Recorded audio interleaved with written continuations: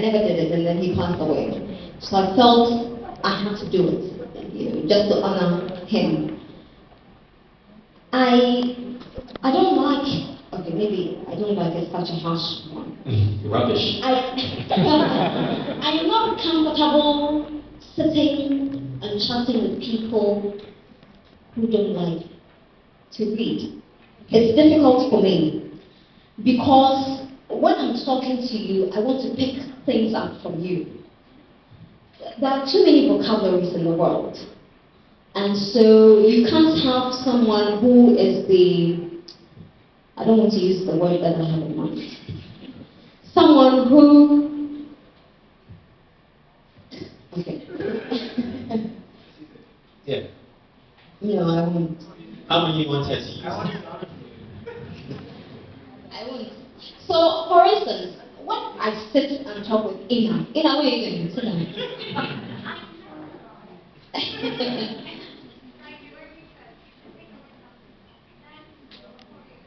Yeah. Oh. Yeah. So when I sit, for instance, with Ina, and I'm having a conversation with Ina, it could be anything. We could be talking about shoes, bags. I don't want ordinary conversations. I want a conversation that will change me. It doesn't have to change me 100%, but I have to take something away from the conversation. Okay. So last night, I was speaking to a friend. She's Ukrainian, and she was telling me about tramadol, wherever she is as well. And then she said, it is a Mickey Finn. I'm like, what's Mickey Finn? And that's the first time I was hearing that. Mickey Finn. Mickey Finn, like Mickey, and then Finn. So Mickey Finn means that you take a drug and you become sedated, and you're high. That's a Mickey Finn. So I took something away from that conversation. So that's what I mean. That when I talk to you, I must learn a thing or two from you. But I sit with people and I speak and they're like, and that's what they're saying. And then you go on. Hey, it's a normal word.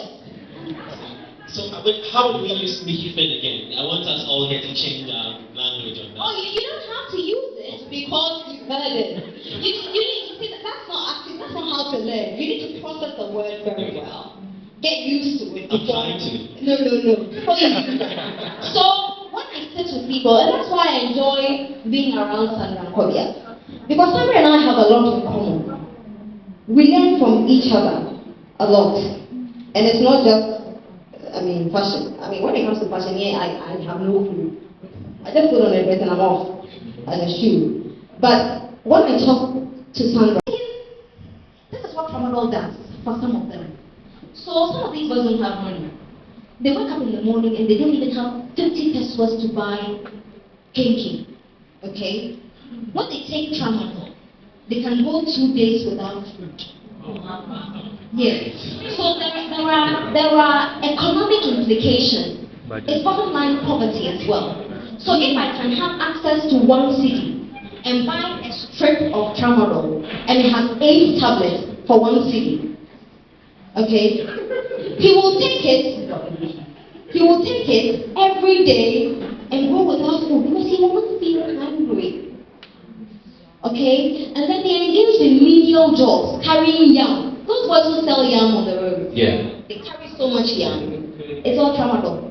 I've always wondered how they have so much energy. It is all tramadol. They don't feel pain. They don't feel fatigue. No, they don't feel it. So some of them are taking it for that. There are some, and when I went to Chanel recently, a boy, he's called 3 Toys. He takes tramadol because he sleeps outside. He's homeless. And he takes tramadol because of mosquito bites, so he doesn't feel it. But it is not just a problem with the slums and the ghettos and the impoverished communities. It is a problem in cantonments, Laboni, Kasako Valley. It is all over the place. A woman called me recently, her son is addicted to tramadol.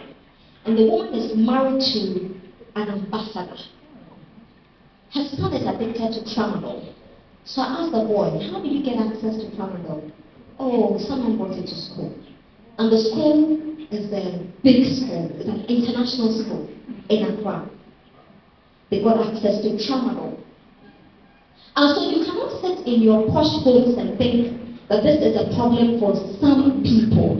It is going to hit home very soon. Someone direct, because I met these boys and some of them are so tired of taking tramadol and they want to go into rehab. So I started asking questions about rehabs. We don't have rehabs. There are private rehabs that are taking 300 cedis a day, 1,100 cedis for 2 weeks. It's expensive. So I went there and said, oh, I'm going to speak to these people. Maybe they would be charitable enough to give me, space for 2 people or 3 people. And I went there, oh, you have to wait for another 6 months. Guess what? It is fully booked. Children from rich communities are there, and their parents are there. And you should see the stress in the faces of their parents. They are stressed so much. And a boy who was sent to the UK to school, London School of Economics, they deported him because of tramadol. And this is a child from a rich home.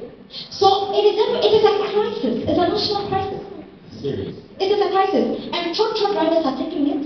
Taxi drivers are, oh yeah, I've engaged all of them. Because in the past you go to the lorry terminals and there are drinking spots there.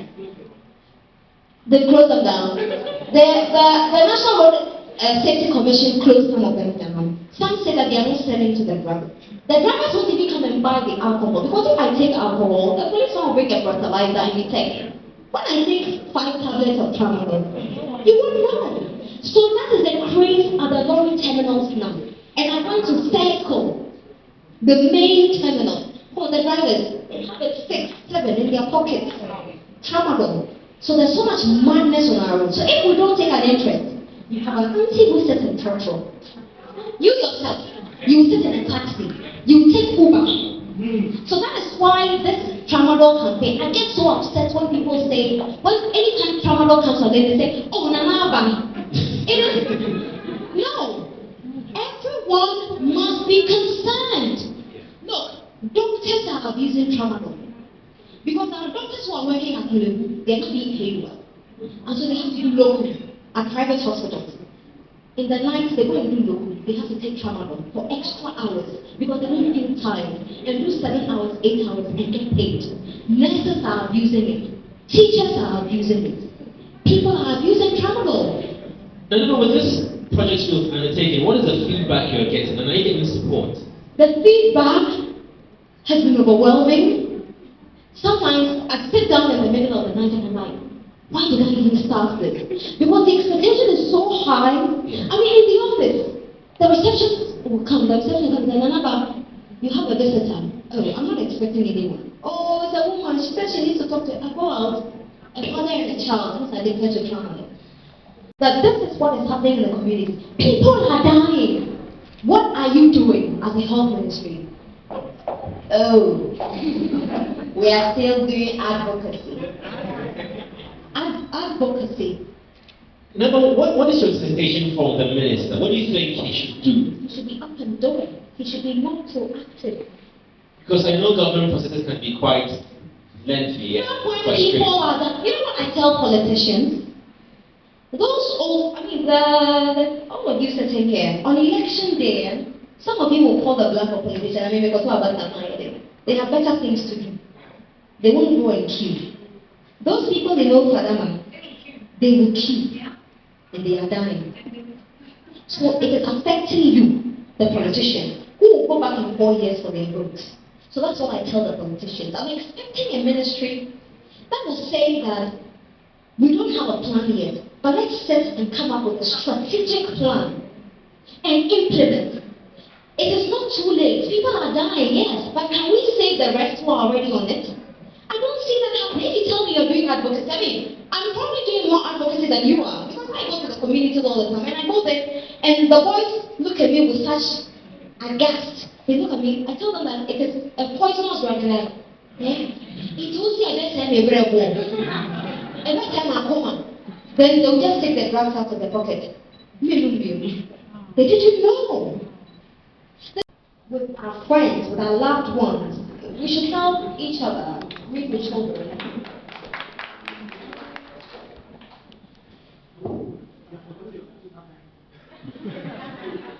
Okay, I want to recommend what you're doing. You need to recommend it to who?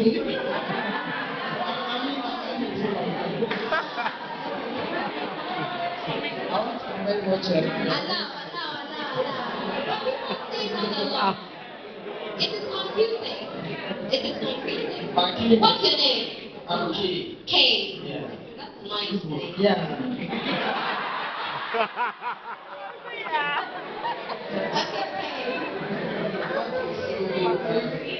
Nana Aba over the years, from Ulangboka, TV3, Nana Aba, remember those you are. But then you have been able to evolve through all those times to now, and you still stay relevant. Okay. So what is the one thing that would, apart from the drive, this is not about the drive. Okay. What's the one thing that you think you have over your peers who have dropped? I won't say they have dropped, maybe they have diverted or something. Okay. What's the one thing you have that you think you recommend to others? Also, from GH1, do you think you are looking at going to BBC or?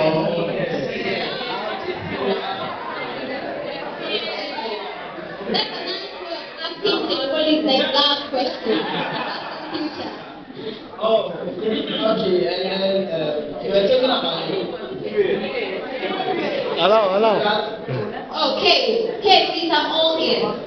you were talking about okay, you were talking about what journalists were doing you didn't like. Since you have been in the system for long, you should be an influential journalist. What have you done? Well, okay, let's start with my first question. Evolving, right? I read, I learn.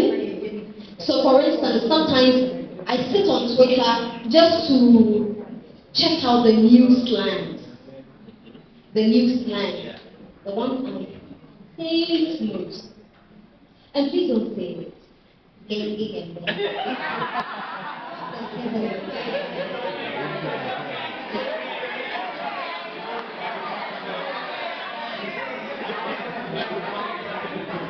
So I can tell a quick story about that thing. So the boy on Live FM was using it without their permission.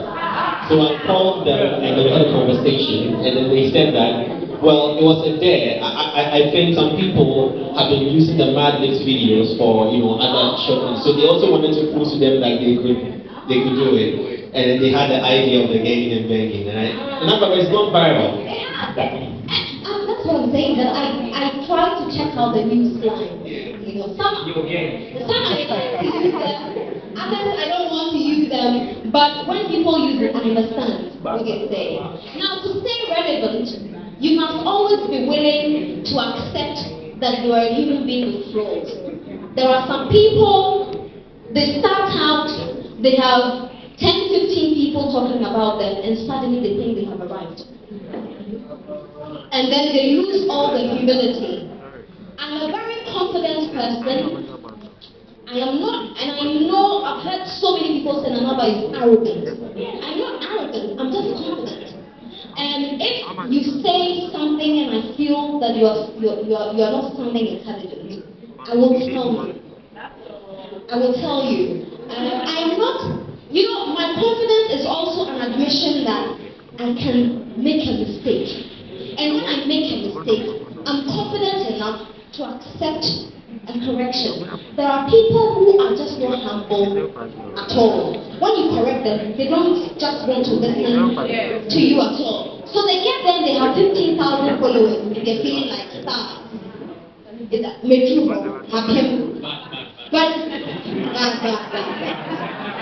you need to learn, you must always try and stay relevant. I'm not saying that because you want to be relevant, go and twerk on social media.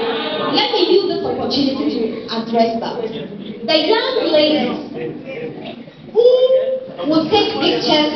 And these days, have you noticed? They take the pictures and they are showing things. And some are twerking. They are in the university in second year, they are posting videos, they are twerking. You know what is happening now? When you go and look for jobs, they say add your social media handle. And they will look at it before they recruit you. In fact, there is a legislature, it's still pending in the court in the US, that now when you're going to apply for a visa, you have to supply your social media handle. So if you are one who is always promoting, if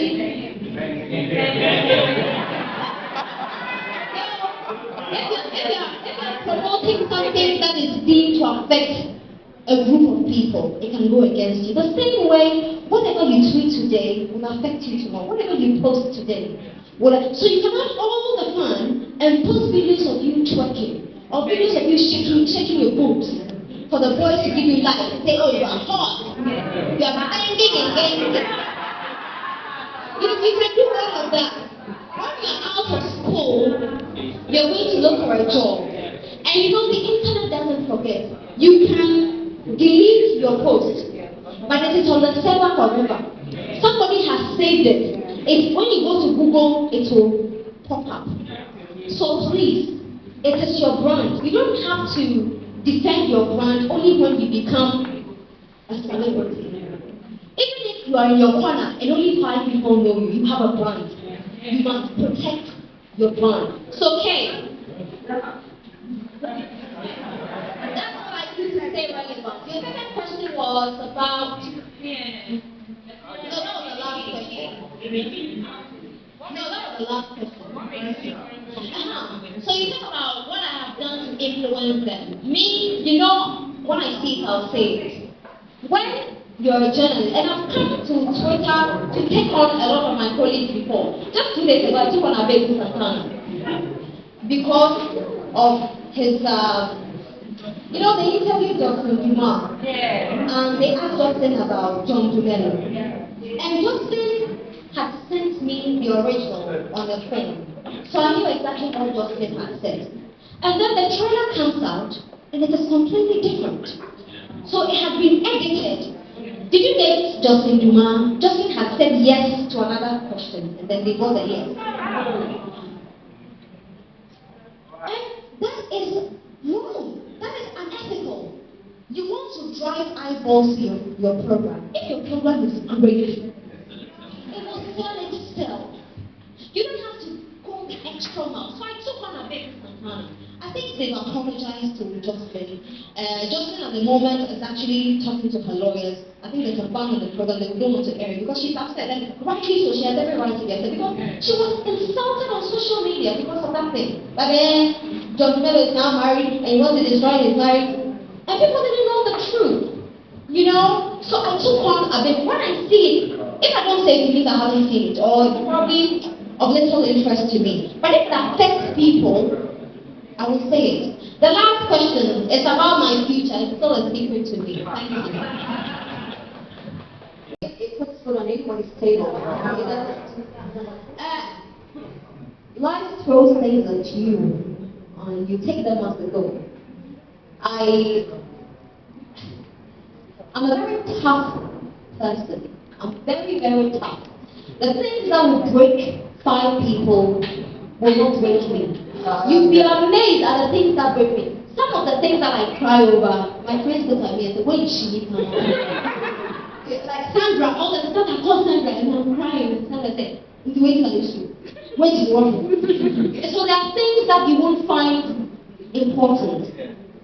So I had a child when I was a teenage pregnancy. And that is what I got myself into. And I don't like petty parties. That teenager got pregnant, so I'm expecting a petty party.